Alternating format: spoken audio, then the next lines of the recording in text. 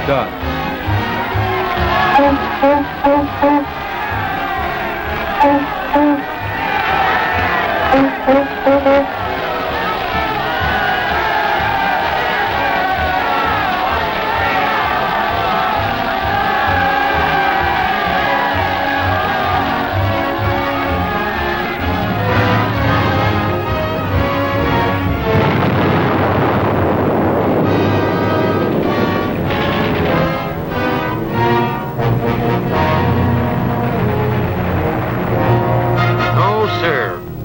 This can't keep a fella from putting down his ideas. Something is going to add up here. His own air-conditioned castle with a deep freeze. Cooler for beer. Great big lawn where Bet and Bubsy will welcome him home.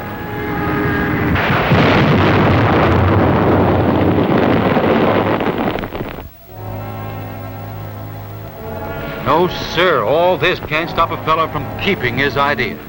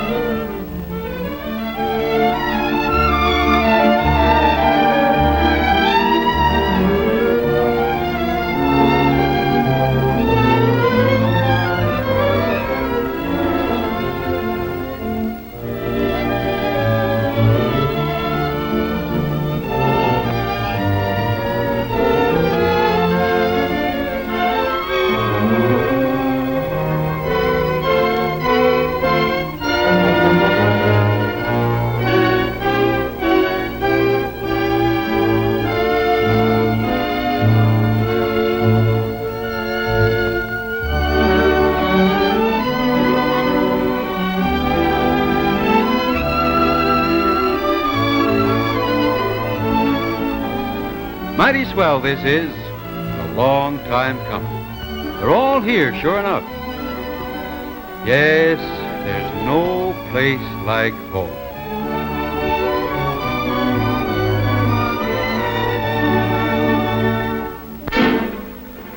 But what's happened here, back in the land of the free and the home of the brave?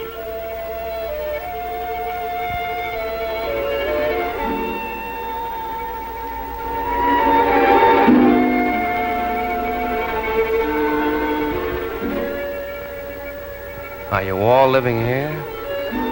All of them in this 3-room apartment. But where have Bet and Bubsy hung out?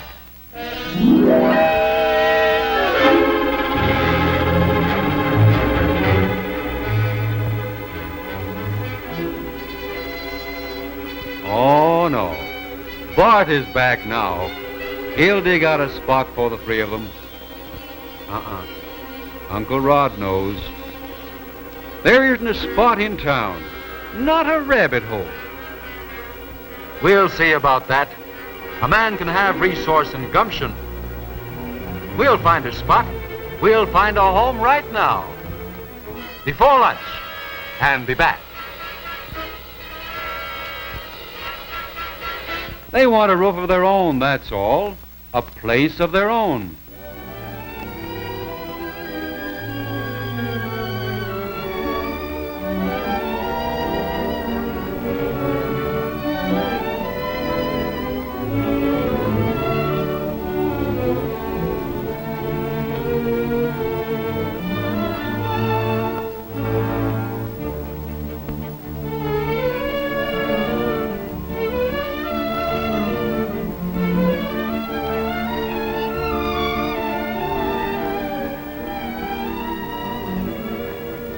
No rooms?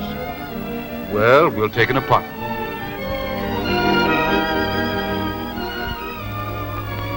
This one looks nice.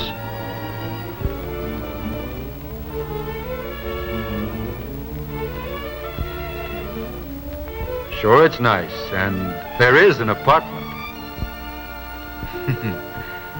Someone has heard of someone who knew someone who mentioned that someone might move out.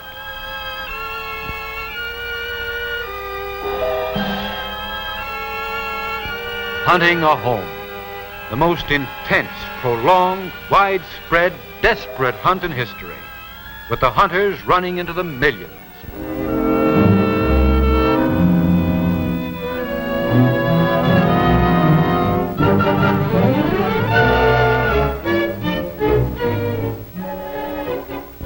No rentals. No rentals since last Wednesday. But I do have a house for sale at $18,000.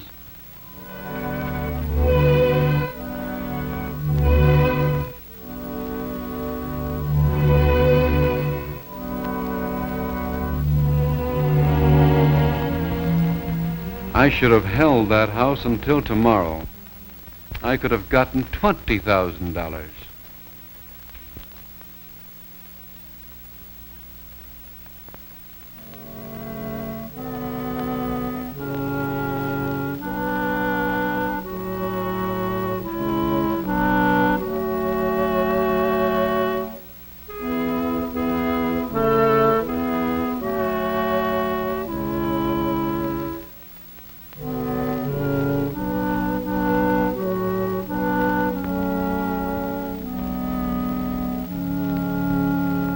Any city has thousands of dwellings.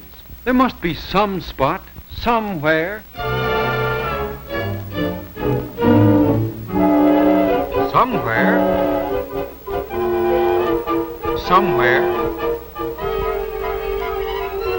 Somewhere.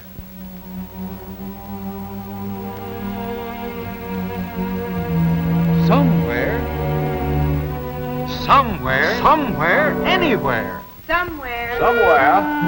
Anywhere. Anywhere. Anywhere. Anywhere. Anywhere. Some spot somewhere where they can live as a family.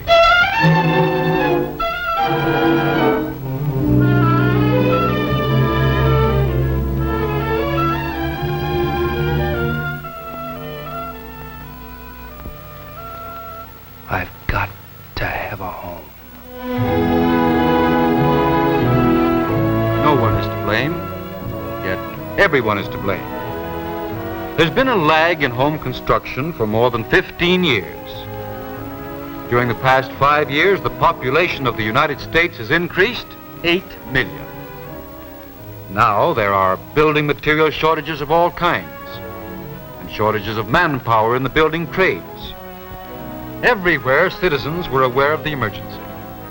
In the city halls of hundreds of cities, in state legislatures, and in Washington. In the committee rooms of the national capital, a solution was sought. Be it enacted that to meet this emergency, funds and the necessary authority will be forthcoming to launch the Veterans Program.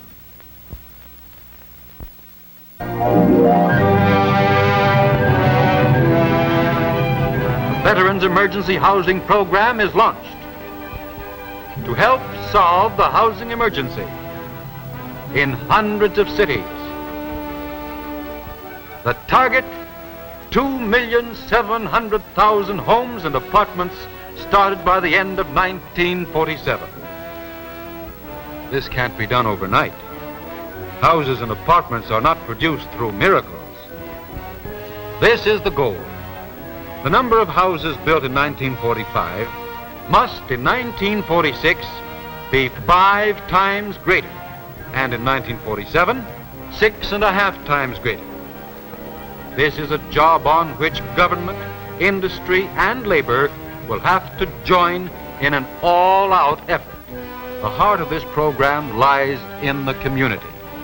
To answer this pledge to the veterans, an emergency committee is created. A gathering of friends and neighbors called for the Mayor's Emergency Committee are a representative of veterans. It's their program, remember? And a local housing authority director. Here are a real estate dealer, a representative of home builders, and a representative of home financing institutions, representatives of the AFL and of minority groups.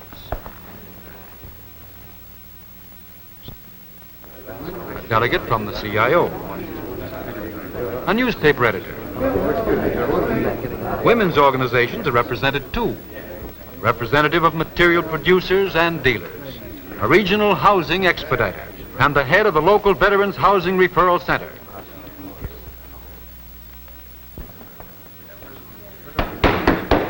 All right, let's call the meeting to order.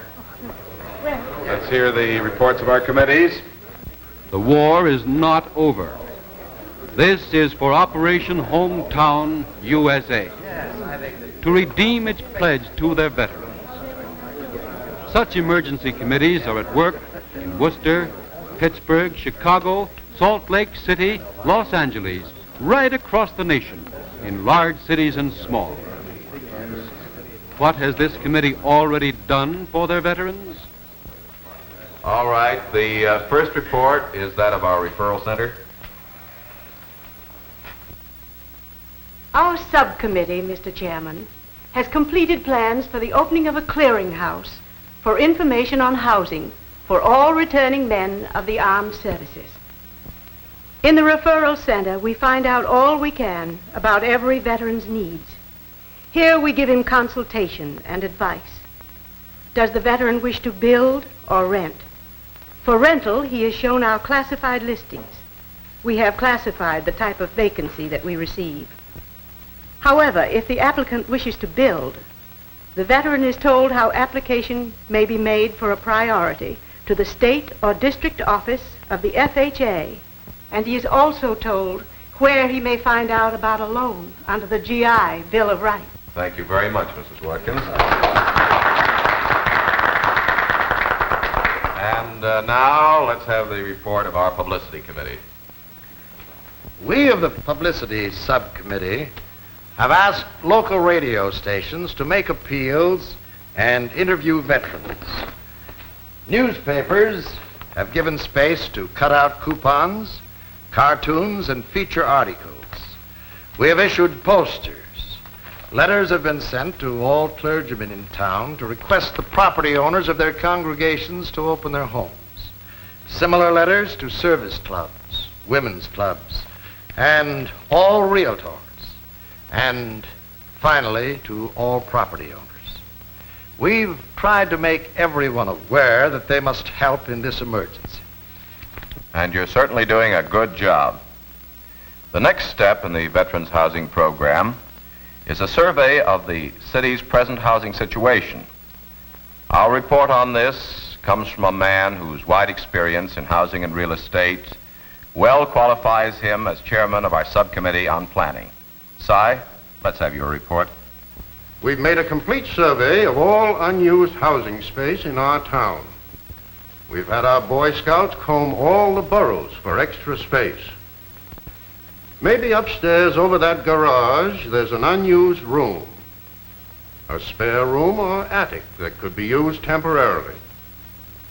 We've asked all our folks, people who are so situated, if they'd consider remodeling large houses into additional apartments. That helps. Now that's how we've tried to take the edge off the housing shortage in our town until construction can get underway and catch up with all this demand.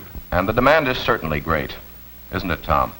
It really is. Tom and I have made a recount of substandard housing, checked existing maps.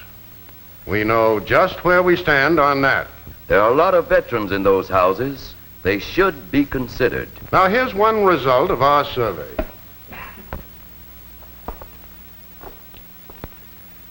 You'll recognize this as a map of our city.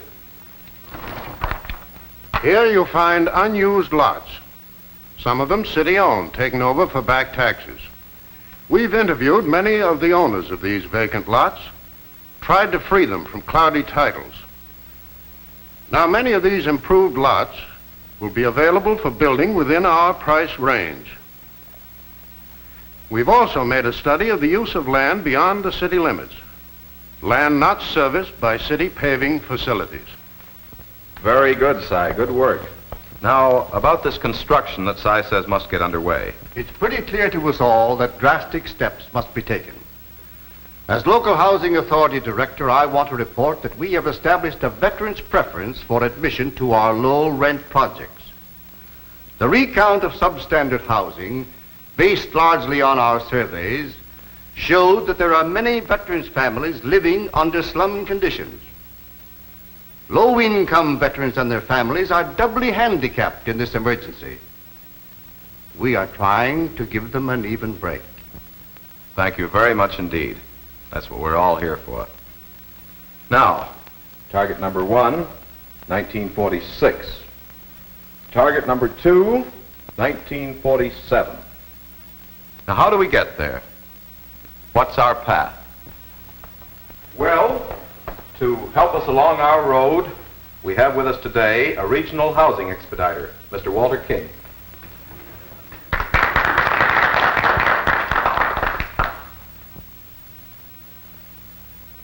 We all agree that the Veterans Emergency Housing Program is going to depend primarily on community action.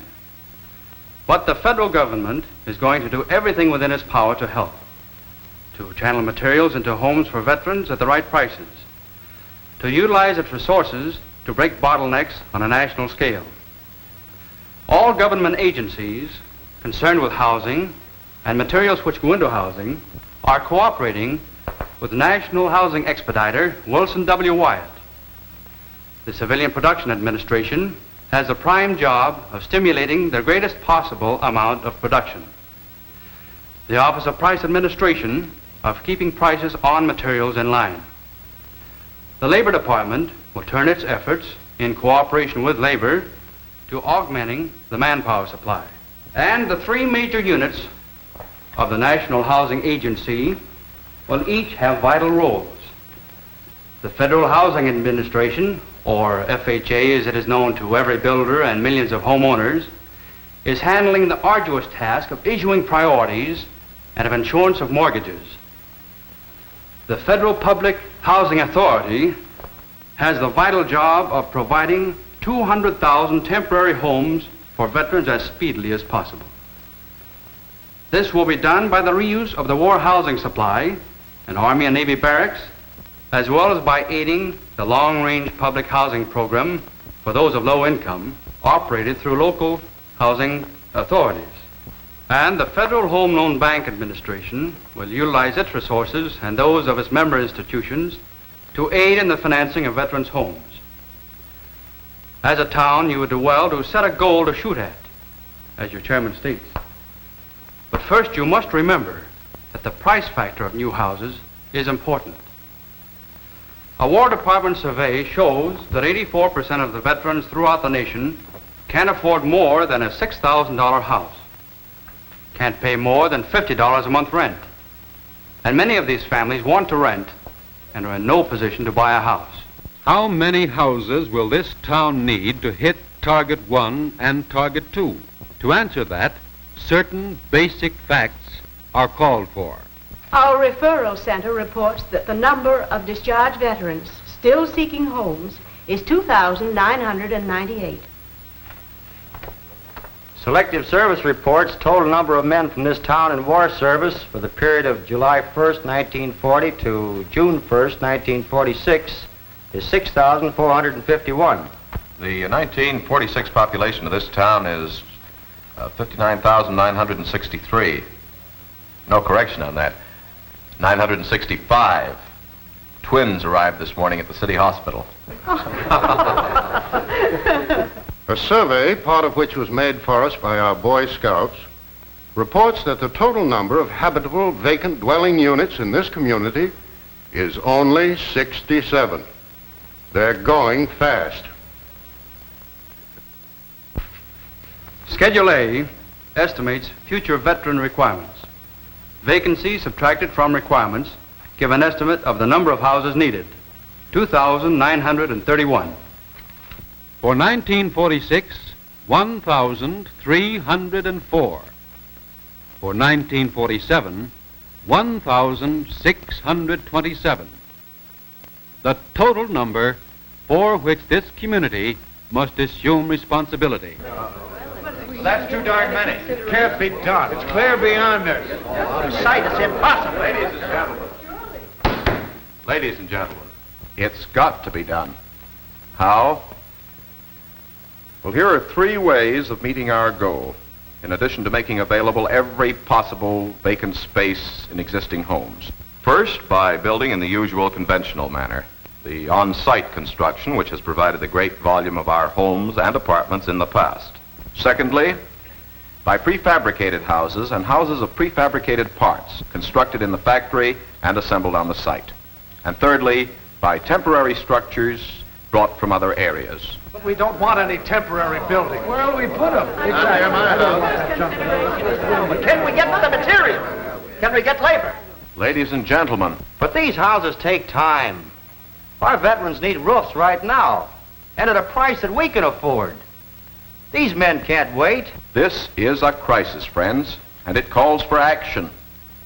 We've got to find homes for veterans. We all know the cost. It's not beyond our powers or ability as a city. We've got to find apartments and houses by every possible means. Now, I've heard that in a certain Midwestern city, interested parties were brought together. Real estate men made available, I believe, a 1,000-acre plot. Bankers and savings and loan people arranged for the financing. And then veterans who wished to build made application. The first contractor is building 400 low to moderate priced units as one job. I believe that this town can do the same if we pool our mutual interests. Of course, building contractors need stimulation, and I think that we should encourage the formation of new construction organizations. Now, what about materials? That is the biggest, most critical job facing us today. And that's one for you, Joe. That idle brickyard on Crescent Street. You can get that into operation again? Yes, I can. And we must do much more to break those bottlenecks. Sam? That sawmill of Jim Matthews is only one of several that can be made to increase its output of lumber. Oh, sure, it'll take care of it. Now, what about labor? Labor can meet the demand. If materials are there, we can make the men available. We'll recruit all the men needed for the job and train them as speedily as possible. We can relax our apprenticeship requirements. If the building industry grows, labor will grow with it. Remember, labor has a great stake in the housing program, both as producer and consumer. And we're going to see it through. It's pretty clear, I think, that we can't construct all the dwellings we need in the usual conventional manner. To achieve our target, we've got to use prefabrication. Now, the big advantage of prefabs, of course, is the speed of construction. Units are assembled in the factory by production line methods. Houses can be shipped within a limited radius of the factory.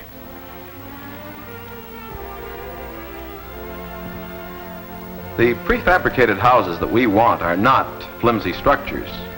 They will be built to high standards, and I'm sure that they'll be a real asset to the community.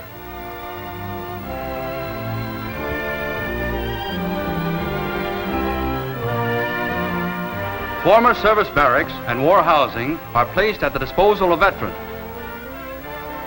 200,000 of these units are being dismantled and moved through the Federal Public Housing Authority to cities and colleges where the need is extreme for immediate shelter.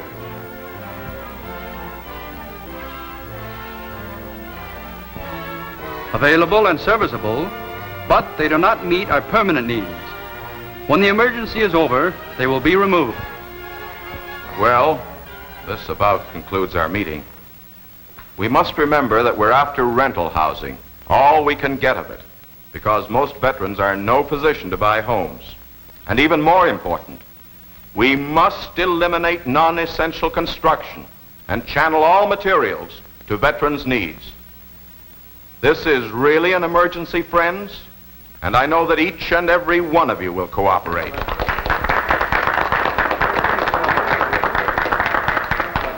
And now, let's have a discussion and a vote. But the important thing is early decision. Decision about land for the necessary constructions, land for all income groups. Questions about city paving and extension of facilities. If construction is really to get going, codes must be amended to still give protection but not hold up production. Zoning must be reappraised. Yes, the important thing for every committee is to face their local problems and argue them out in the democratic process. Opinions stated, problems faced, solutions evaluated. But the important thing is the need for concerted action. All right. All those in favor? Hundreds of these committees in hundreds of towns are facing their housing emergency, facing their problems with full use of their resources.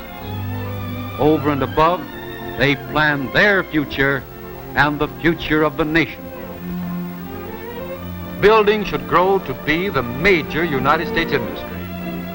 Better living conditions are ahead for us all. City planners and planning commissions, builders, labor, financing agencies, local housing authorities, civic groups, alert citizens everywhere are meeting the enlarged demands of the 20th century. Cities will plan their growth. Communities will provide more neighborhoods where men and women can live in comfort and dignity.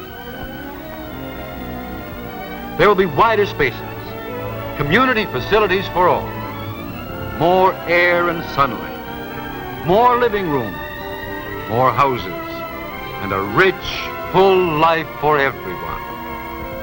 But in the meantime, right now,